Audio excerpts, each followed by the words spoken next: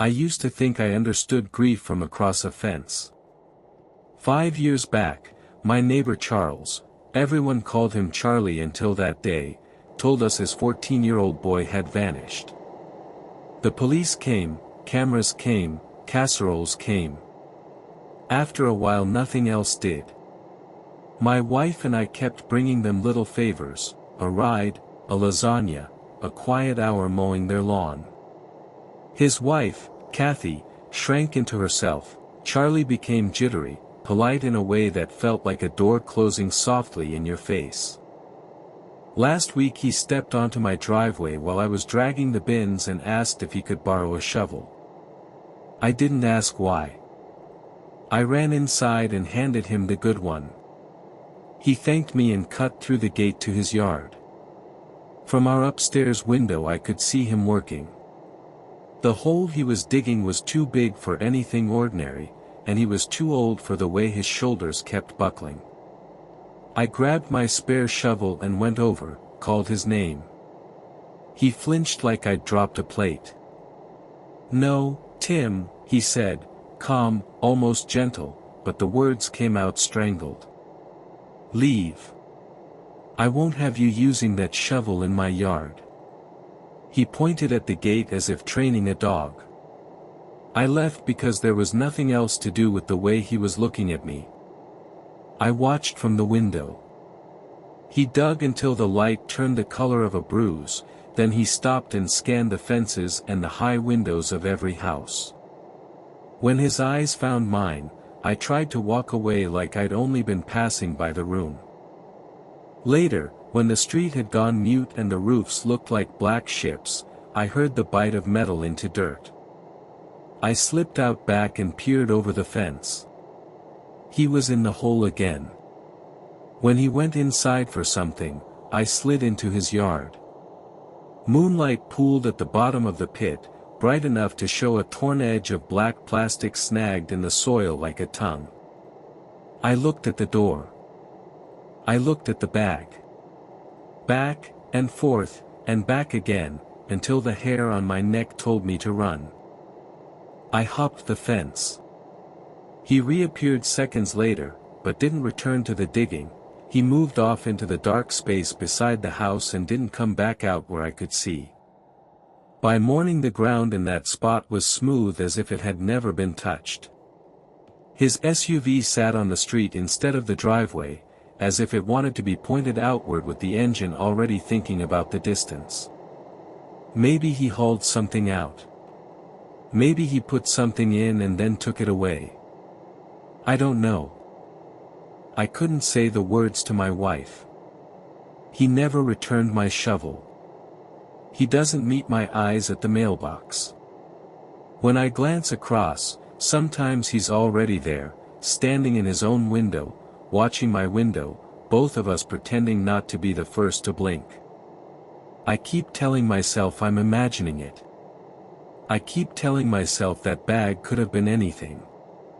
I keep telling myself a lot of things that don't make sleep come. I grew up in a house where we waved at neighbors and never learned their stories. 2 boys lived next door, Eric and Todd. We shared a fence for years and maybe 15 words total. One weekend, as me and my little brother were shooting hoops in the driveway, Todd walked over like he'd remembered that speaking was a thing people did. He asked if we were really moving soon. By the end of the small talk he invited us to go fire BB guns with him and his brother by the river down the road. I said yes. My kid brother begged to come too. Todd shrugged like it didn't matter. They rang the bell late the next day. We slipped out before our parents could ask a single question. The 2 showed up in camo like toy soldiers that had learned to frown. Todd lugged a duffel. Eric broke a dead branch off a tree just to hear it snap. We walked to the water saying almost nothing. At the bank, Todd unzipped the bag and handed us each a gun. Then he said they weren't BBs. Eric pulled out a loaded pistol and stitched holes into a rotting stump across the stream while my brother stood open-mouthed. I took the gun from my brother's hands and dropped both back in the bag.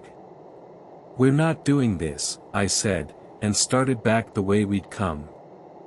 Their faces went flat, no surprise, no anger, just two masks deciding what to be. One of them spat a word at our backs. We told our parents at dinner that the neighbors were weird. We didn't tell them about the guns. We wanted the month to pass so we could leave that street and all its masks behind. That night I woke to cold air on my face. My window was open. A hard shape pressed into the back of my head and a whisper said, "Shoo." I knew the voice.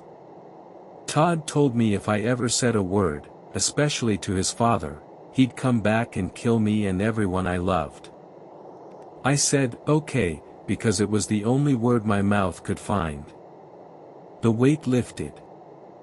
I listened to him slip out through the open window like the night had made a hole for him. For months after, one brother or the other would stand at their upstairs window and stare into mine or my brother's. They didn't smile or wave. They didn't move. The week before our move, a rock clacked off my glass and I leaned out. Todd stood below with a pistol pointed up. I dropped to the floor and they howled like it was a show. There were more small torments that week, shadows on the porch, steps in the side yard, our names breathed through the vents. We moved, and silence came back like a long-lost pet. We never told. Sometimes I dream about that voice beside my ear and wake with my hands already up. Where I live now, quiet costs more than I make. The street is cheap and loud and full of strangers who want it that way. On one side a family treats their speakers like a religion. On the other side live two women, an older one with a hard mouth and another who isn't well. I don't know if they're related. The younger woman rocks in place sometimes, arms clenched tight, eyes unfixed. The older one holds her and murmurs while shooting me looks like knives. When the nights are nice I sit on my porch until the air goes cool, and sometimes the rocking turns to screaming. That's when I go inside with my drink half finished. One night they were worse than usual, yelling, doors, something breaking. I knocked on their door and asked if they could keep it down. The older woman stared at me like I'd just told her a secret she didn't want. The younger one appeared behind her, shouting, "How dare you," again and again while the older woman held her back. Then the door closed in my face. I went home and lay in the dark and listened as the noise tapered, then vanished. I woke again what felt like moments later, throat dry, heart going too fast.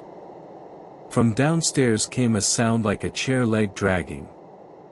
I waited, the way you do when you want the next sound to prove the first was only a dream. Nothing. I dozed and woke again to a whisper that might have been breath. I reached for my phone but didn't turn it on. The room had the thick dark that eats outlines. There was no one in the corners. I checked twice. Then I saw it, a black oval pressed to the wooden edge of my bed, too close and too still to belong to any part of the furniture. I lifted the phone and the glow found a face. The younger woman from next door lay with her cheek against the bed frame, her eyes wide, her mouth open. When the light hit her, she screamed like the sound hurt. I ran, stumbled, slammed the door, and tore down the stairs. She pounded the door above me with furious, senseless words. I called the police and told them my neighbor was in my house. They came. The older woman came too, hands up, voice sweet and desperate. The officers took the younger one away for the night while they asked if I wanted to press charges. The older woman's stare had no bottom in it. I said no and watched them drive away. 5 minutes later the older woman got in her car and left as well. She still lives there. She still watches me like I stole something from her. I keep telling myself she can't get inside again. I keep telling myself locks are enough. I keep telling myself I can make it until I can afford to move. The stories I tell myself get me through the dark, but they don't sound much like the truth. 2. The brothers at the window. Where I grew up, we waved at neighbors and never learned their names right. 2 brothers lived next door, Eric and Todd. We shared a fence for a decade and maybe 15 words. One Saturday, while my little brother and I shot hoops in the driveway, Todd wandered over with the dazed look of a sleepwalker who has decided he is dreaming. He asked if we were really moving in a month. At the end of a conversation that never found a point, he invited us to shoot BB guns by the river. My brother begged to come. Todd shrugged like permission was a cheap thing he had plenty of. They rang the bell late Sunday. We slipped out before our parents could get purchase on a question. They came in camo, faces not painted but somehow still not like faces. Todd carried a duffel that clanked. Eric broke a dead branch just to hear it snap. At the river, Todd unzipped the bag and handed us each a gun. "They're not BBs," he said, as if he'd been waiting to speak that sentence for months and wanted to taste every word. Eric pulled a pistol and stitched a rotting stump across the water with small explosions. My brother's mouth fell open, my mouth pressed itself closed. I took the gun from my brother and set both back in the bag. "No," I said, which was both an answer and a prayer. I started back up the path. The brothers didn't shout. They didn't block us.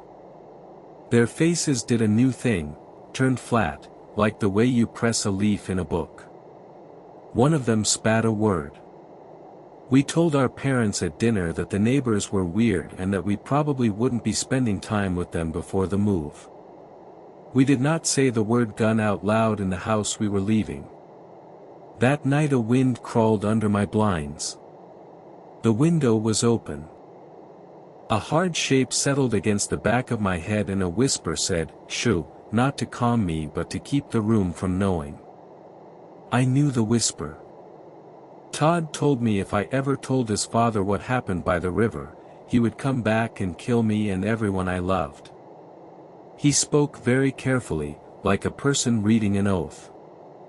I said, "Okay," because my mouth had shrunk to the size of that word. The weight lifted. He slid out the way he had come. The night stitched the room shut. After that, one or the other would stand in their upstairs window and stare into mine or my brother's. They didn't wave. They barely blinked. Once I tried to outstare Eric for fun and felt something behind his eyes notice me noticing it. A week before we moved, a stone cracked my glass. I leaned out. Todd stood below with a pistol pointed up, grinning like a man on a stage.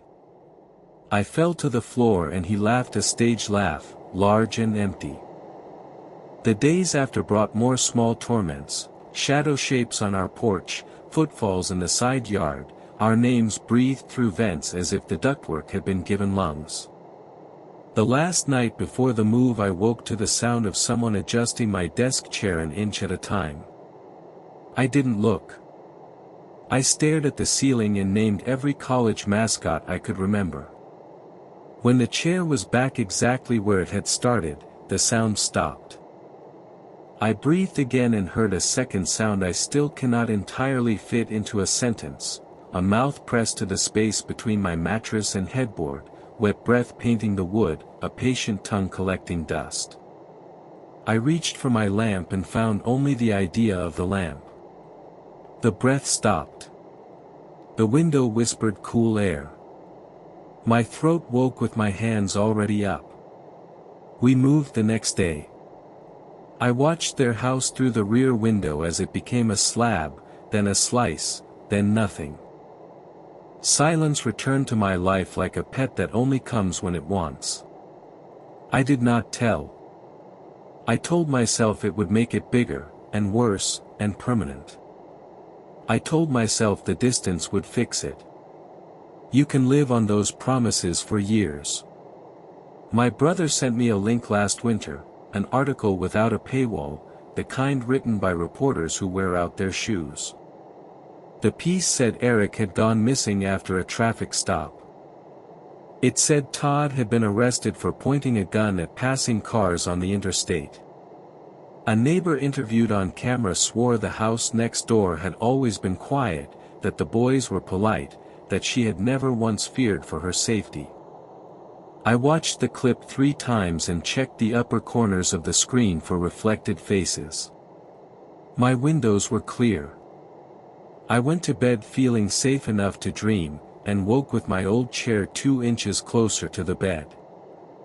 The breath behind the headboard had learned my new address. 3. The woman beneath the bed. Where I live now, quiet costs more than I make. This street is cheap, and the loudness comes built in. On one side a family treats their speakers like a god that needs worship by volume. On the other side live 2 women, an older one with a mouth set like a padlock, and a younger one who isn't well. I don't know if they're related. Sometimes the younger rocks in place with her arms clasped tight and her eyes looking somewhere my eyes can't follow. The older holds her and murmurs while glaring at me as if I'd broken the spell. When the night air is nice I sit on the porch until the heat thins. Some evenings the rocking unspools into a scream. That's when I go inside, not to stop it, but to avoid becoming part of what it turns into. One night the screaming turned to yelling, turned to doors turning to something breaking. I knocked on their door, because good people knock, and asked if they could keep it down. The older woman considered me like a puzzle she'd nearly solved. The younger appeared behind her, repeating, "How dare you," like a scratched disc, the phrase bending each time into a different shape. The door closed. The sound tapered, then stopped, as if someone had dialed a noise down rather than ending an argument. I fell asleep in the dark without the forgiving noise of the fan. I woke moments or an hour later to a sound like a chair leg dragged across wood downstairs. I waited for the second sound that would prove or disprove the first. Nothing. Then a whisper that might have been breath, or might have been the house lowering its voice to see what I would do. I did nothing. I dozed and woke again to the idea that someone else was doing the breathing for me. The room had the thick dark that eats edges. No one stood in the corners. I checked twice. That was when I saw the oval, blacker than the black around it, pressed to the wooden edge of the bed frame. It didn't belong to the furniture and it didn't belong to the night. I lifted my phone a fraction and the glow found a face. The younger woman from next door lay with her cheek against the bed frame, eyes stretched wide, mouth open around a vowel that couldn't decide what it wanted to be. When the light hit, she screamed like sound itself hurt. I slammed the door and ran for the stairs. She hit the door behind me with fists that belonged on someone stronger, someone trained. The police came and took her for the night because there are forms and protocols for certain kinds of broken. The older woman came too, hands up, voice soft and full of rehearsals. She asked me not to press charges. Her eyes had no bottom to them. I said no, because I wanted the night to be over, and watched the cars leave, and then watched her leave as well. She still lives there. She still watches me like I owe her something I cannot name. I told myself that locks are enough. I told myself that if I can make it until I can move, none of it will matter. 3 nights later, I woke to the fan working even though I had never turned it on. The chain swung with an invisible hand. I switched it off. The chain kept swinging. I left the room. On the way down the hall I passed the closet and something inside it shifted closer to the door in a way that felt like a held breath being held more. I went to the kitchen and sat with the light off and a glass of water I didn't drink.